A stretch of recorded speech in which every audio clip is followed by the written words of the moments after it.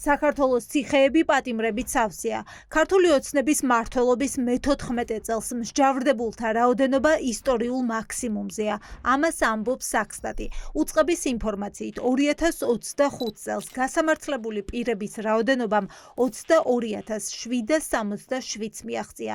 მსჯავრდებულია პირი, რომლის მიმართაც სასამართლომ გამამტყუნებელი განაჩენი გამოიტანა, ან ციხეში გაუშვა, ან შინაპატიმრობა, ან გირაო შეუფარდა.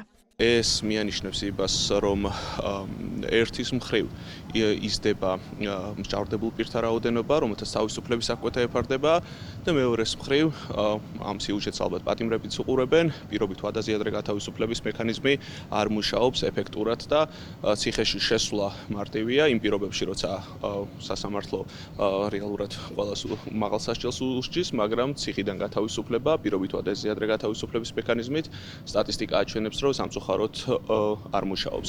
ციხეები პატიმრებით გადავსებულია, ეს ჩანს საქსტატის მონაცემებით. გლდანში, რუსთავსა და ქუთაისში იმაზე მეტი პატიმარია პენიტენციურ დაწესებულებაში შესახლებული, ვიდრე ლიმიტითაა დაშვებული.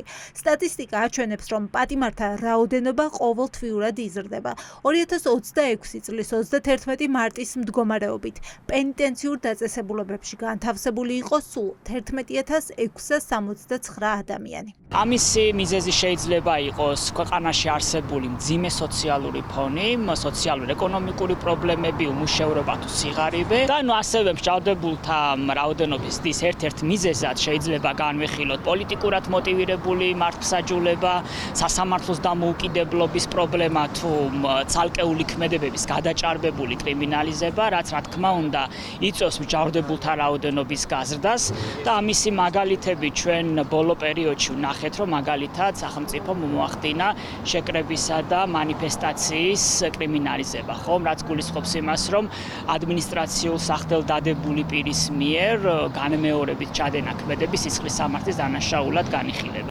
რა მდგომარეობაა დღეს? ადვოკატების ინფორმაციით პენიტენციურ დაწესებულებებში რთული ვითარებაა. ციხეების გადატვირთულობის გამო მაგალითად გართულებულია სამედიცინო დახმარების მიღება.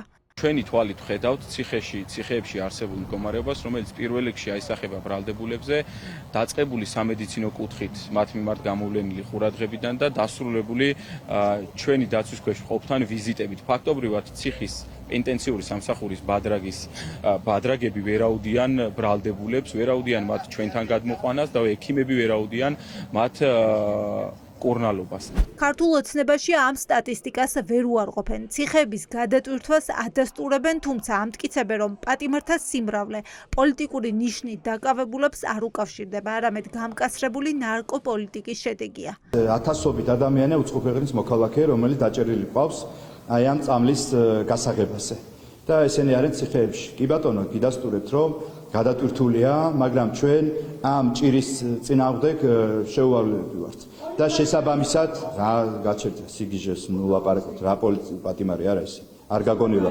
თითოეული ადამიანი, ვინც არის დაჭერილი და მისჯილი, ყველას კონკრეტული დამტკიცებული ბრალდება. ძალიან ბევრია მსჯავრდებული და თქვენ ხედავთ ყოველდღიურად რა უშველებელი კომპანია მიმდინარეობს აი ამ ანტინარკოტიკული პოლიტიკის რეალიზაციისათვის და რასაკვირველია ეს დამატებით სომებს მოითხოვს, რომელიც უკავშირდება ბევრი ადამიანის პასუხისმგებლობას. რა შეუძლია ქართულ ოცნებას პენიტენციური დაწესებულებების განტვირთვის მიზნით?